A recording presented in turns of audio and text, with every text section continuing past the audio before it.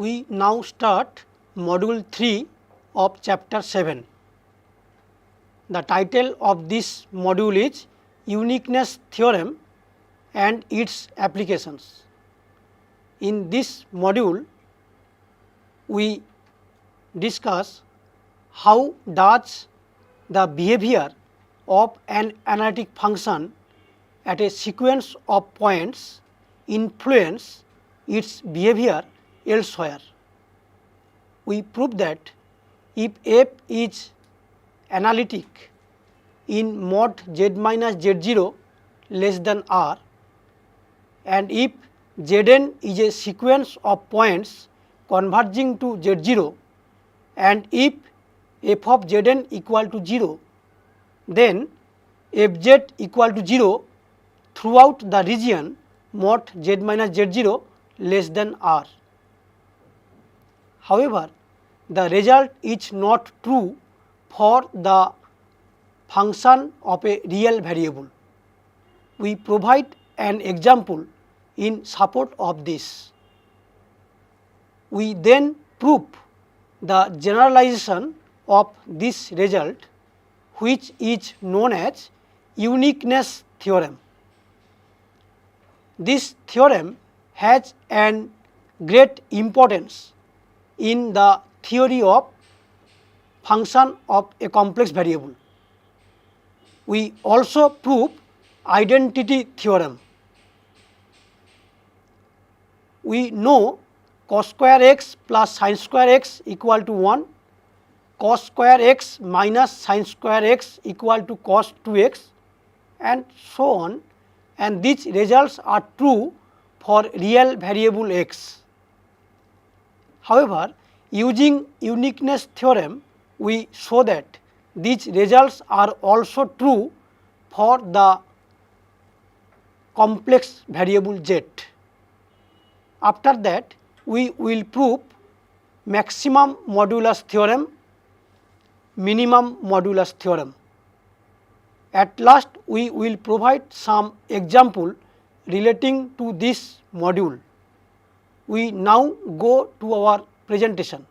So, we now start uniqueness theorem and its applications. So, first we prove a result. Suppose fz is analytic in the disk mod z minus z0 less than r, and that Zn is a sequence of distinct points converging to z0.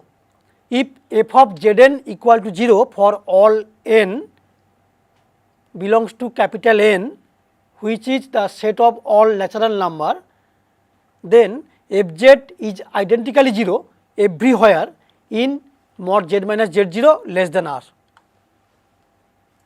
So, since fz is analytic in the disk mod z minus z0 less than r, we have fz equal to a0 plus summation k equal to 1 to infinity a k into z minus z0 to the power k, where modulus z minus z0 is less than r. The function fz being analytic in the region mod z minus z0 less than r, it is continuous at z0. Therefore, f of Zn tends to f of z0 as Zn tends to z0. So, we obtain limit n tends to infinity f of Zn equal to 0 equal to f of z0 equal to a0. So, we may write fz equal to z minus z0 into a1 plus summation k equal to 2 to infinity a k z minus z0 to the power k minus 1. Replacing z by Zn and dividing by Zn minus z0, we obtain from above limit n tending to infinity f of Zn by Zn minus z0 equal to 0 equal to a1, since f of Zn equal to 0 for every n. Proceeding similarly, we obtain fz equal to z minus z0 square a2 plus summation k equal to 3 to infinity a k into z minus z0 to the power k minus 2. so that limit n tending to infinity f of Zn by Zn minus Z0 square is equal to 0 equal to A2. Now an induction shows that Ak equal to 0 for all k. This proves the theorem. Now we prove a corollary. Suppose Fz is analytic at a point z equal to Z0. Then either Fz is identically 0 in some neighborhood of Z0, or there exists a real number R such that Fz not equal to 0 in the punctured disk 0 less than mod z minus Z0 less or equal to R. Proof: if possible, we may assume that no such R exists. Then in every punctured disk 0 less than mod z minus Z0 less or equal to 1 by n, there exists a point Zn such that f of Zn equal to 0. Since Zn tends to Z0, an application of theorem 1 shows that Fz must be identically 0 in some neighborhood of Z0. This proves the corollary. There is no real variable analog to this corollary. As for example, the function fx equal to x square sin pi by x if x is not equal to 0 and equal to 0 if x equal to 0 is differentiable for all real x with f of 1 by n equal to 0 for all n. However, fx not equal to 0 in any neighborhood of the origin. Now we prove uniqueness theorem, which is a generalization of theorem 1. Suppose Fz is analytic in a domain D and that Zn is a sequence of distinct points converging to Z0 belongs to D. If f of Zn equal to 0 for all n belongs to the set of all natural number, then Fz is identically 0 everywhere in D. So proof: we consider the following two disjoint sets, capital A which is equal to small a belongs to D such that Fz is identically 0 in some neighborhood of small a. Capital B is the set containing all A belongs to D such that Fz not equal to 0 for all z in some deleted neighborhood of A. Then by corollary 1, every point in D is either in A or in B. It may easily be verified that both the sets A and B are open.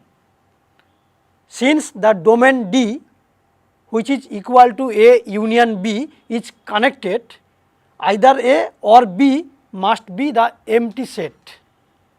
So by theorem 1, the point Z0 is in A, thus B equal to void. This means that A equal to D and Fz is equivalent to 0 everywhere in D. This proves the theorem. Now we prove identity theorem. The result is, suppose Zn is a sequence of points having a limit point in a domain D. If Fz and Gz are analytic in D with f of Zn equal to g of Zn for all n, then Fz is identically equal to Gz throughout the domain D. Proof: let Z0 be the limit point of the sequence Zn. Then there exists a subsequence Znk which converges to Z0. We assume that Hz equal to Fz minus Gz. Then Hnk equal to 0 for all points of the sequence Znk. So an application of theorem 2 shows that Hz is identically 0 in D. and this proves the theorem. So, note the requirement that the limit point z0 be in the domain of analyticity is essential. The non-constant function fz equal to e to the power 1 by 1 minus z is analytic in mod z less than 1, but not at the point z equal to 1. For zn equal to 1 minus 1 by 2n pi I, we have e to the power 1 by 1 minus zn is equal to 1. Note that zn tends to 1 as n tends to infinity, a point at which fz is not analytic. Another note, Cauchy integral formula tells us that the behavior of an analytic function on a simple closed contour determines its behavior inside of it. The identity theorem tells even more. It says that the behavior at any sequence of points inside or on the simple closed contour determines the behavior of the analytic function at all points of the domain. Now, we consider an example so that cos square z minus sin square z is cos 2z for all z belongs to C. We consider the function fz equal to cos square z minus sin square z minus cos 2z. The function fz is analytic in the entire complex plane and also on the real line. We see that cos square x minus sin square x equal to cos 2x is an identity which is true for all real x. Thus, fz is identically 0 for all real z. Therefore, by uniqueness theorem, fz is identically 0 for all z, and hence cos square z minus sin square z equal to cos 2z for all z belongs to C. Now, we consider another example. Thus, there exists a function fz analytic in mod z less than 1 and satisfying f of 1 by 2n equal to f of 1 by 2n plus 1 equal to 1 by 2n, where n equal to 1 to etc. Solution: the function fz equal to z is analytic and satisfies the condition f of 1 by 2n equal to 1 by 2n. By identity theorem, this is the only such analytic function. Since f of 1 by 2n plus 1 not equal to 1 by 2n, there does not exist an analytic function which satisfies the required property. However, we can construct an analytic function in mod z less than 1 that satisfies f of 1 by 2n plus 1 equal to 1 by 2n for all n. Setting z equal to 1 by 2n plus 1, we see that 1 by 2n equal to z by 1 minus z. So, our function is fz equal to z by 1 minus z, which satisfy the condition. So far, we have discussed how does the behavior of an analytic function at a sequence of points influence its behavior elsewhere. We prove uniqueness theorem, which states that if f is analytic in a domain D and if there exists a sequence Zn which converges in D, and if f of Zn equal to 0 for all n, then fz is identically 0 in D. We also prove identity theorem. Uniqueness theorem is an important theorem in complex analysis. By applying this theorem, we see that the trigonometrical identity cos square x plus sin square x equal to 1, cos square x minus sin square x equal to cos 2x is also true for complex variable. Now, we prove two important results known as maximum modulus theorem and minimum modulus theorem, and at last we will provide some example relating to this module. We now go to our presentation. So, we now state maximum modulus theorem, first form. If fz is analytic in a domain D, then mod fz cannot attain a maximum in D unless fz is constant. If possible, we may assume that mod fz attains its maximum at z0, which is a point in D. We choose a disk z minus z0 less or equal to r contained in D. Then by Gauss mean value theorem, we obtain f of z0 equal to 1 by 2 pi integral 0 to 2 pi f of z0 plus r e to the power I theta d theta. From this we obtain modulus f z0 is less or equal to 1 by 2 pi integral 0 to 2 pi modulus f of z0 plus r e to the power I theta d theta. By our assumption, modulus f of z0 plus r e I theta is less or equal to modulus f z0, and therefore we obtain 1 by 2 pi integral 0 to 2 pi modulus f of z0 plus r e I theta d theta is less or equal to 1 by 2 pi 0 to 2 pi modulus f z0 d theta, which is equal to modulus f of z0. So, combining 2 and 4, we obtain modulus f of z0 is equal to 1 by 2 pi integral 0 to 2 pi modulus f of z0 plus r e to the power I theta d theta, that is 1 by 2 pi integral 0 to 2 pi modulus f of z0 minus modulus f of z0 plus r e to the power I theta d theta is 0. By 3, the integrand is non-negative, and so we obtain modulus f of z0 plus r e to the power I theta is equal to modulus f of z0 whenever theta lies in between 0 and 2 pi, including both boundary points. Hence, mod fz equal to mod fz0 for each z on modulus z minus z0 equal to r. Since r is arbitrary, modulus fz equal to modulus fz0 for all points inside and on mod z minus z0 equal to r. Since an analytic function with constant modulus in a domain is constant in that domain, fz is constant on mod z minus z0 less than r. Therefore, by identity theorem, it follows that fz is constant in the whole domain. Hence, mod fz cannot assume a maximum at a point of D unless fz is constant. So, from this result, it is natural to ask the question, suppose that f is analytic on a domain D and continuous on the boundary del D.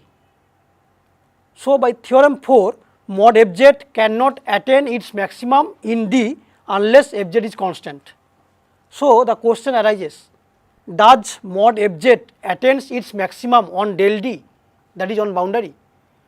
Another question, is mod fz less or equal to m on D when mod fz less or equal to m on del D? In general, the answer to both questions are negative. We prove maximum modulus theorem, second form, which states that if fz is analytic in a bounded domain D and continuous on its closure, then mod fz attains a maximum on the boundary. Furthermore, mod fz does not attain a maximum at an interior point unless fz is constant. So, prove the domain D being bounded, its closure D bar is compact. Also, mod fz is a continuous real function on D closure. Therefore, by a known result which states that if fz is continuous on a compact set E, then mod fz attains a maximum and minimum on E. By this result, we obtain mod fz attains a maximum somewhere in D closure.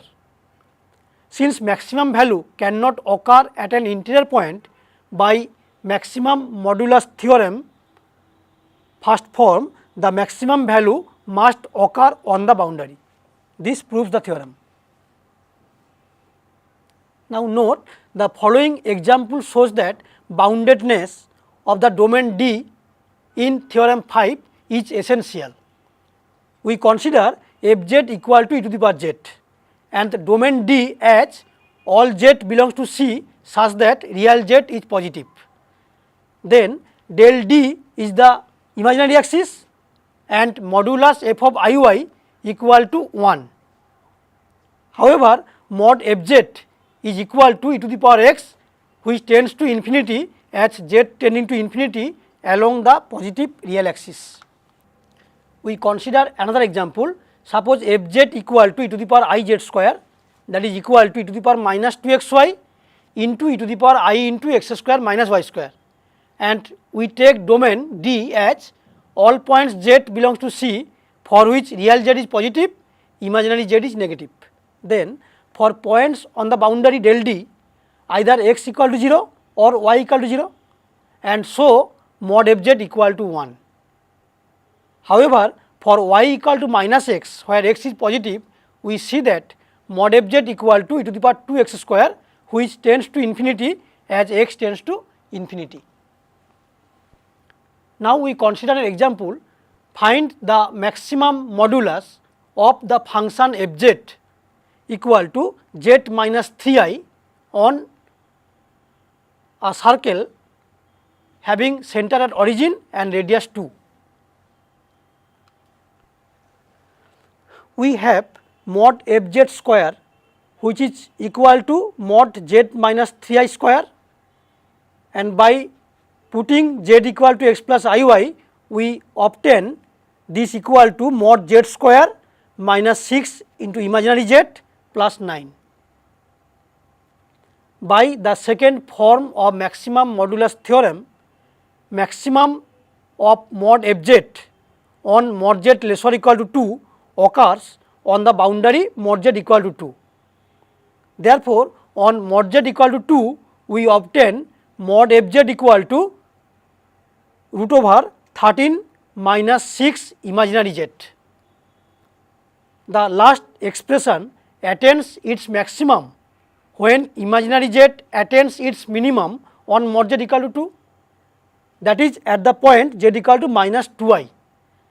Thus, we obtain maximum mod fz is equal to 5.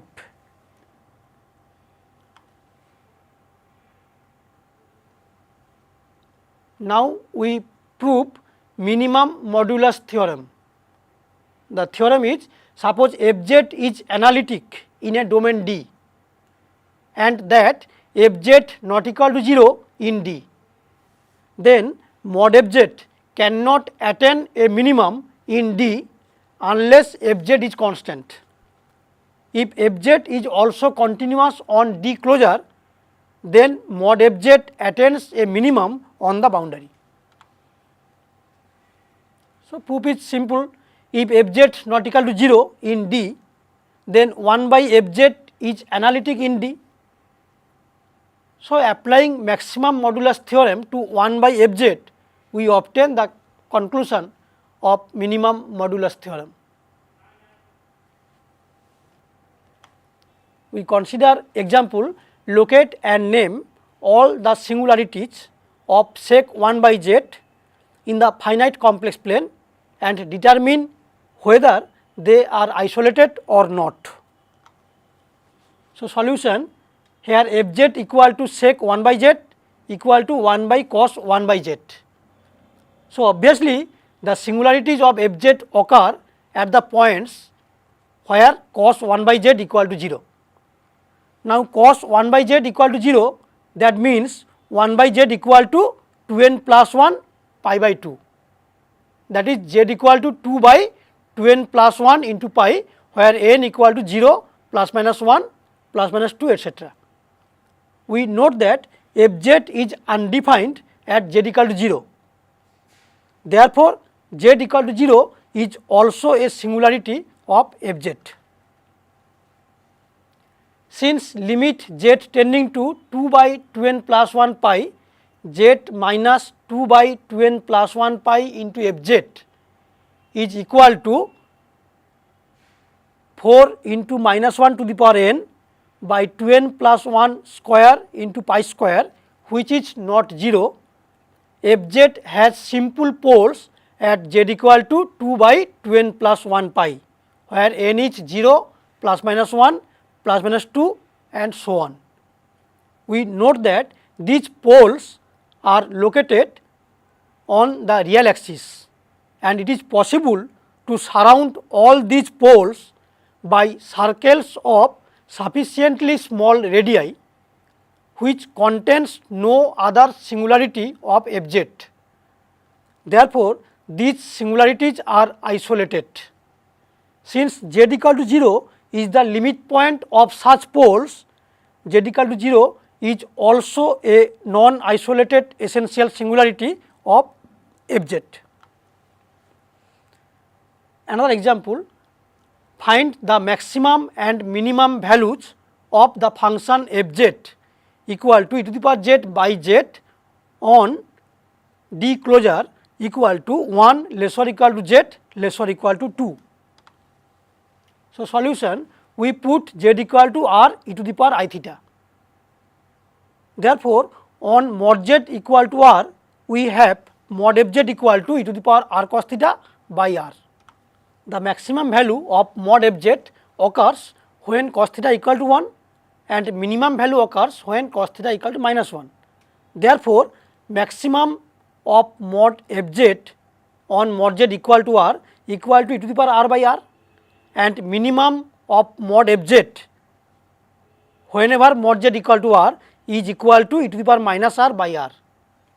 We note that the maximum value occurs at theta equal to 0, while the minimum value occurs at theta equal to pi. In particular, we obtain maximum of mod Fz when z belongs to D closure is equal to e square by 2, and minimum of mod Fz when z belongs to D closure is equal to 1 by 2 square. At the end of this module, we came to know about uniqueness theorem, identity theorem. We also came to know maximum modulus theorem in two form, and also minimum modulus theorem. We also provide some example relating to this module. For more problem, you can see the self assessment part of this module. You can also see any reference book for more details. This ends module 3 of chapter 7.